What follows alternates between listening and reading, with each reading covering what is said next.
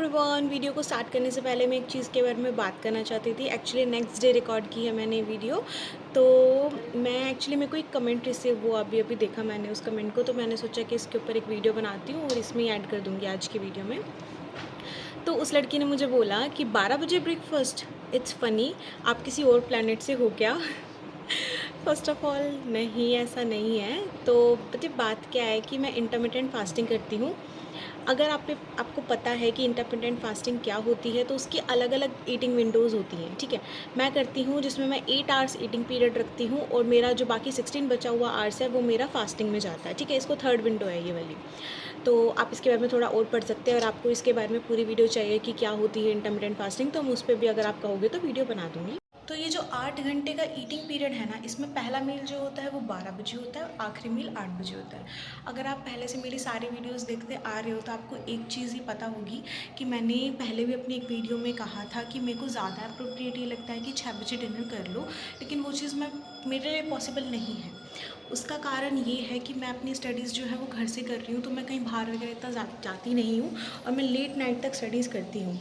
अब जो बच्चे मतलब स्टूडेंट्स हैं और अपनी घर से पढ़ाई कर रहे हैं, तो उनको ये चीज़ पता होगी, या वैसे भी जो घर से नहीं भी पढ़ाई कर रहे तो उनको ये चीज़ पता होगी।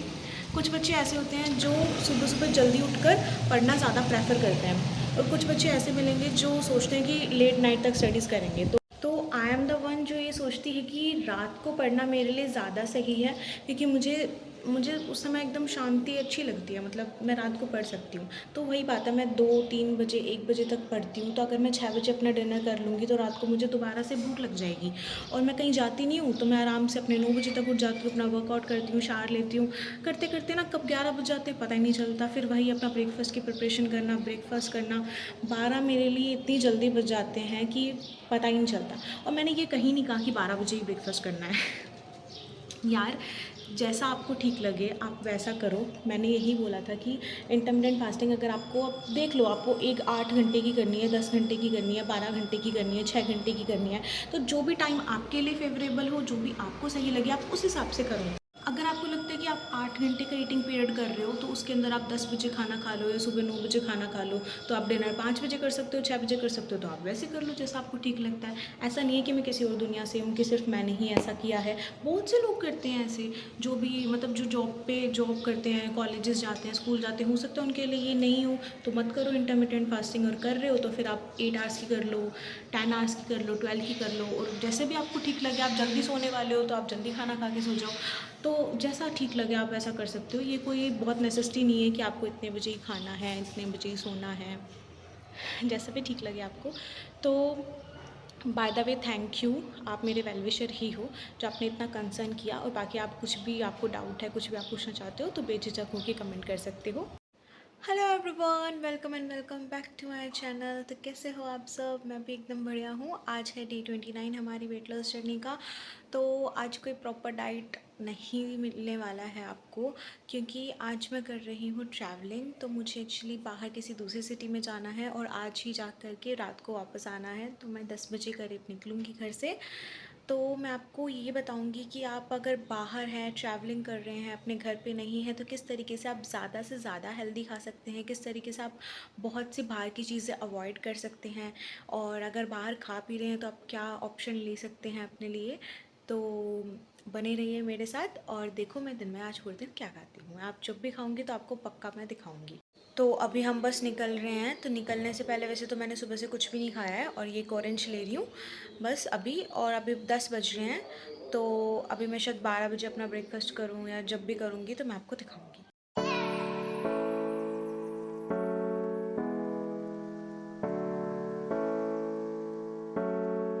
तो घर से बना के लाई थी एकदम लेस ऑयल में पराठा और आलू की सब्ज़ी। तो इस तरीके से रोल करके मैंने 12 बजे ये 2 छोटे-छोटे से पराठे खा लिए थे।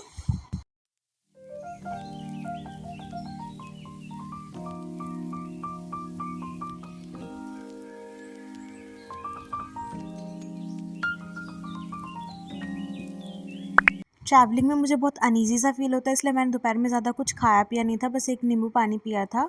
और साथ में मैं ये पैक करके लाई थी कुछ रोस्टेड चना और कुछ पॉपकॉर्न वगैरह, तो मैंने ये शाम में खा लिए थे। और करीब 7 बजे मैंने ये अपना डिनर जल्दी ही कर लिया था। तो ये डोसा खाया था एक रेस्टोरेंट से, और उसके बाद दिन का एंड किया था ये एक आइसक्रीम के साथ। 8 बजे तक मैं अपने घर पे वापस आ गई थी।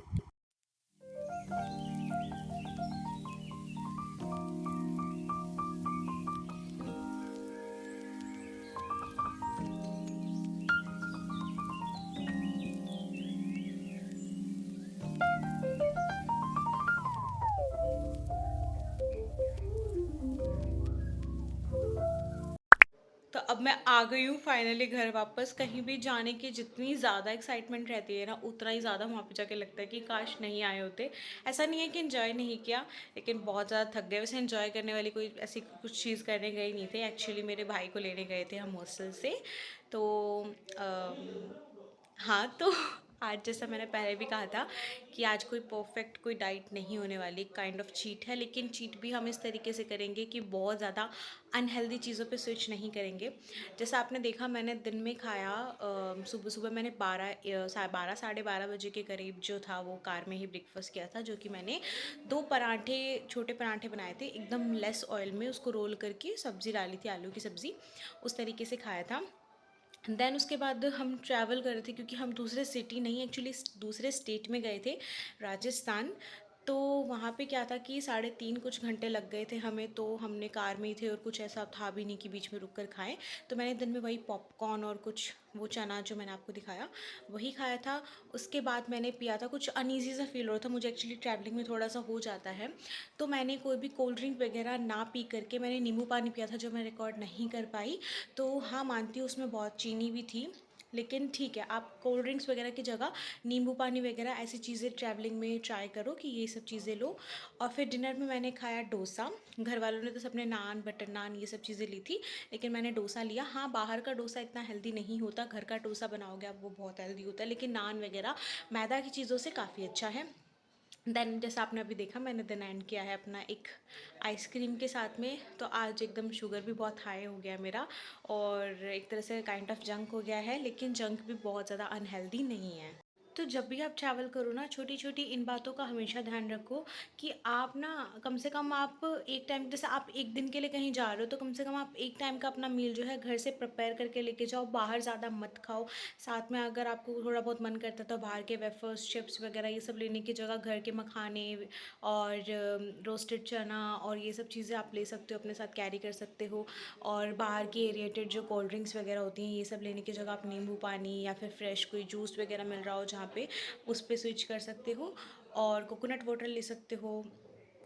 और इसी तरीके से, और अगर आप रेस्टोरेंट वगैरह में भी जाते हो तो आप रोटी वगैरह लेने की, क्योंकि देखो आप प्लेन रोटी भी लोगे ना, तो उसमें भी क्या होता है कि चाहे वो तंदूरी रोटी हो, प्लेन तवा रोटी हो, उसमें भी वो मैदा को मिक्स करते हैं थोड़ा अच्छा टेक्सचर और अच्छे टेस्ट के लिए।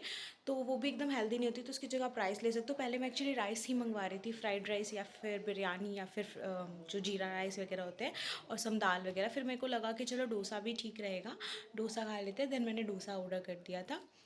अगर आप घर का चीज़ कोई अनहेल्दी भी खा खा रहे हो ना, अनहेल्दी भी लेके जा रहे हो ना, तो वो भी बाहर रेस्टोरेंट के फूड से बहुत अच्छा होता है। चाहे कितना ही अच्छा रेस्टोरेंट है, बट स्टिल बाहर के खाने से बहुत हेल्दी होता है आपका घर का खाना। और डाइटिंग में एक चीज़ ये भी होती है कि जब हम खुद से प्रिपेयर करते हैं, उसको प्रिपेयर करके लेके जाते हैं, तो हमें पता होता है कि हमने उसमें कितना क्या डाला है।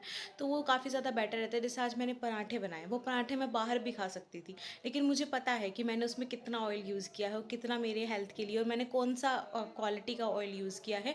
तो ये सब छोटी छोटी चीज़ें हैं जो हमें, it's not about weight loss, it's about एक हेल्दी लाइफस्टाइल।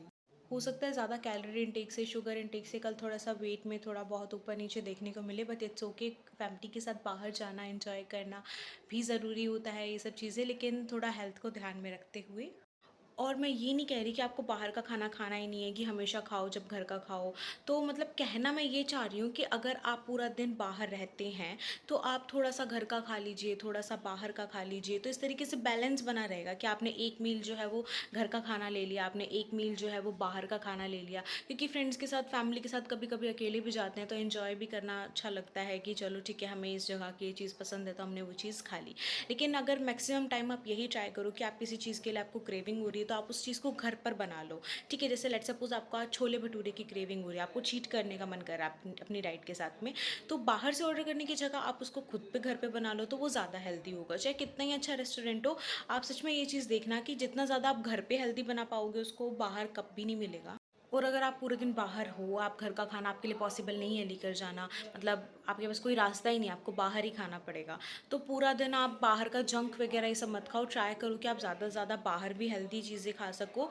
जैसे कि आप जैसे कहीं जाते हो, आप फ्रूट्स वगैरह ले लो, किसी रेस्टोरेंट में जाते हो, रेस्टोरेंट में जा रहे हो, आप सैलेड की अमाउंट ज़्यादा ले लो। जैसे आपने रोटी ली, दाल ली और चावल लिया, तो सैलेड ज़्यादा ले लो। इस तरीके से नॉर्मल जैसे बर्गर, पिज़्ज़ा ये सब चीज़ों से हट के थोड़ा नॉर्मल बेसिक खाने पे आ जाओ। कम से कम एक टाइम ऐसा खाओ, दूसरे टाइम आप अपना पसंद का जो भी खाना चाहते हो वो खा लो। और मैं ना आपको एक चीज़ बताती हूँ, लाइफ में कुछ कुछ चीज़ें ऐसी होती हैं जो बिना गिल्ट के साथ कर लेनी चाहिए। जैसे कि आज मैंने आइसक्रीम खाई, मैंने वो नींबू पानी पिया, मैंने वो डोसा खाया, तो अगर मैं उसका गिल्ट करूँगी ना बहुत ज़्यादा कि यार मेरा वेट लॉस के लिए मैंने ऐसा खा लिया, ख़राब हो जाएगा, वेट गेन हो जाएगा, ये वो, तो हमारा माइंड भी ना उसी तरीके से रिएक्ट करता है हमारी बॉडी के साथ में। तो अगर आप अपनी चीट मील भी ले रहे हो ना, तो वो गिल्ट फ्री होके और इन्जॉय करके लोगे, तो आपको उसमें मज़ा भी आएगा ज़्यादा खाने में, और वो चीज़ ना आपके माइंड को भी इतना ज़्यादा नहीं परेशान करेगी। तो मेंटल हेल्थ जो है वो सबसे ज़्यादा इम्पॉर्टेंट है। और ऑलवेज रिमेंबर, वेट लॉस करना लाइफ का आपका एक पार्ट है, it's not your whole life. आपकी पूरी लाइफ इस पर डिपेंड नहीं करती। लाइफ में हर चीज़ें करो, लाइफ को एंजॉय करो। देखो, खाना भी इम्पॉर्टेंट है, ये सब चीज़ों से इंट्रोडक्शन भी इम्पॉर्टेंट है, थोड़े बैक्टीरियाज भी आने दो अपनी बॉडी में। लेकिन ठीक है, हेल्थ का भी ध्यान रखते हो, ऐसा नहीं है रोज़ रोज़ ये सब चीज़ें खानी है, कभी कभी चलता है। और बस हैप्पी रहो, फिट रहो, हेल्दी रहो और एकदम खुश रहो। जितना आप खुश रहोगे आपकी बॉडी भी उतना ही खुश रहेगी। अगर आप हफ्ते में 6 दिन हेल्दी खाकर एक दिन अनहेल्दी खा रहे हैं, तो वो गिल्ट फ्री होकर खाओ।